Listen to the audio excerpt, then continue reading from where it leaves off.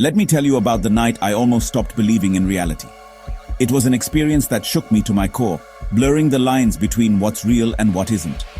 This isn't some urban legend, a campfire tale, or an internet creepypasta designed to thrill and scare.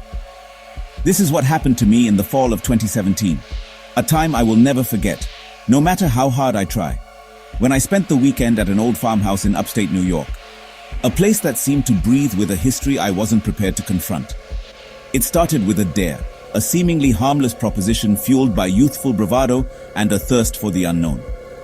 My cousin had just inherited this place from a distant relative, someone none of us had ever met, a name on a piece of paper, a crumbling two-story house that looked straight out of a ghost story, the kind you tell around a campfire, hoping to send shivers down your friends' spines. People in the area called it the widow's house, a name whispered with a mix of fear and reverence, and you could feel something was off the second you stepped onto the property. The air grew heavy, the silence deafening. The floors creaked like they were sighing under some invisible weight, each step echoing through the empty halls like a mournful lament. And there was this heavy, moldy smell that no amount of open windows could fix. It clung to everything, a constant reminder of the house's age and decay. The first night I couldn't sleep. The oppressive atmosphere of the house seemed to seep into my very bones. Every time I closed my eyes, I'd hear footsteps upstairs, a rhythmic thud that sent shivers down my spine, even though we were the only ones in the house. Or so I thought at the time. I thought maybe it was an animal, a raccoon or a squirrel, or just the wind playing tricks on the old house. So I tried to ignore it, burying my head under the pillow and willing myself to fall asleep. But then, around 3 a.m, the witching hour as some call it, I heard the unmistakable sound of someone weeping. A sound that cut through the silence like a knife. Soft, broken sobs coming from the hallway outside my bedroom door. A sound filled with such profound sadness and despair. I wanted to chalk it up to a dream, a figment of my overactive imagination fueled by the creepy atmosphere. But the next morning, I found muddy footprints, clear as day, leading from the back door up the stairs. A path of evidence that couldn't be denied. The prints were small, too small to be mine or my cousin's, almost childlike in their size and shape. He just shrugged it off, dismissing my concerns with a wave of his hand. He said he'd heard the house was haunted by grief, a place where sorrow lingered like a persistent fog.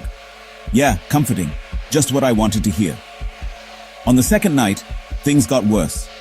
The unsettling atmosphere intensified, pressing down on me with an almost palpable weight. I woke up to the feeling of someone sitting on the edge of my bed, a distinct pressure that sent a jolt of fear through my body. When I opened my eyes, my heart pounding in my chest, I saw the faint outline of a woman in a long dress, a spectral figure shimmering in the darkness, her face hidden by tangled hair, a curtain of darkness concealing her identity and intentions. She whispered, so softly I almost missed it, her voice a mere breath against the silence. "He's still here." The words hung in the air, heavy with meaning and dread. I shot up, turned on the light, and she was gone. Vanished without a trace, leaving only the lingering chill of her presence. I barely slept after that.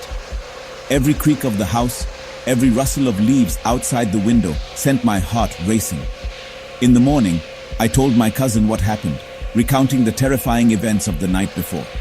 He just looked at me and said, his eyes filled with a strange mixture of pity and understanding, "That's why they call it the widow's house," a name that carried the weight of a tragic past. Later, after I returned home, I felt compelled to find out the real story, to understand the history behind the haunting. In the 1920s, a woman named Eliza lived there, a young bride full of hope and dreams. Her husband vanished during a storm, lost at sea, leaving her alone and heartbroken. And she spent years searching for him, clinging to the hope that he was still alive, somewhere out there. Convinced he'd come back, that one day he would walk through the door and their life would return to normal. She died alone in that house, waiting, her heart broken, her spirit crushed by years of unanswered prayers. I don't know if ghosts are real, if spirits linger after death, but I do know I'll never forget that weekend. The memory of that house and the woman who haunts it will forever be etched in my mind. Sometimes, late at night, when the world is quiet and still, I still hear her voice, a faint whisper carried on the wind, whispering from the dark corners of my mind, a constant reminder of the grief and despair that permeate the widow's house. He's still here. A chilling declaration that echoes through the years. And maybe, just maybe, she's right. Maybe he's still there, trapped between worlds, forever bound to the house and the woman who loved him.